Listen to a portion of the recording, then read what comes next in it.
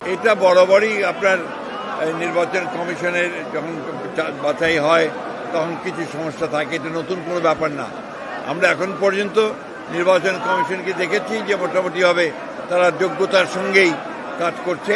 আমাদের যে সমস্যাগুলো একটা আমরা মনে করেছি সেগুলো আমরা গতকাল তার সামনে তুলে ধরেছি এবং আমরা বিশ্বাস করি যে নির্বাচন কমিশন যোগ্যতার সঙ্গেই এই নির্বাচন পরিচালনা করতে সক্ষম হবে। প্রেসিডেন্ট জিয়া রহমান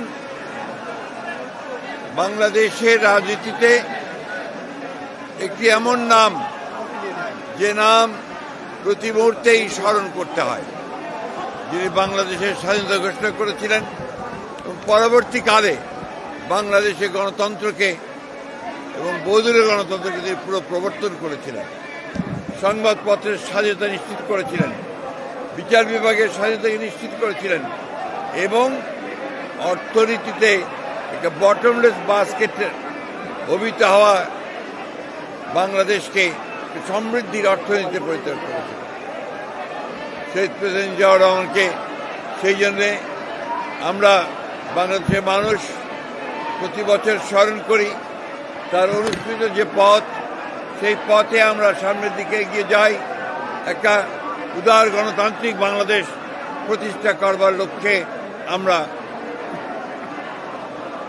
আরো দৃঢ়ভাবে শপথ গ্রহণ করি।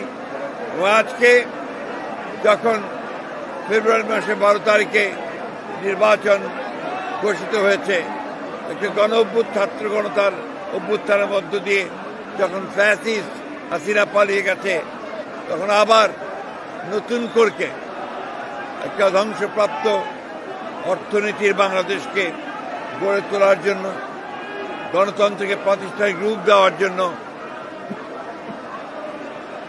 আমরা আজকে এখানে শপথ নিয়েছি এবং এই শপথের মধ্য দিয়ে বাংলাদেশ জাতীয়তাবাদী দল এবং সমস্ত অঙ্গ সংগঠন বাংলাদেশে শহীদ জিয়ার যে আদর্শ, সে আদর্শকে এখানে বাস্তবায়িত করবে, এই শপথ আমরা আজকে এখানে নিয়েছি।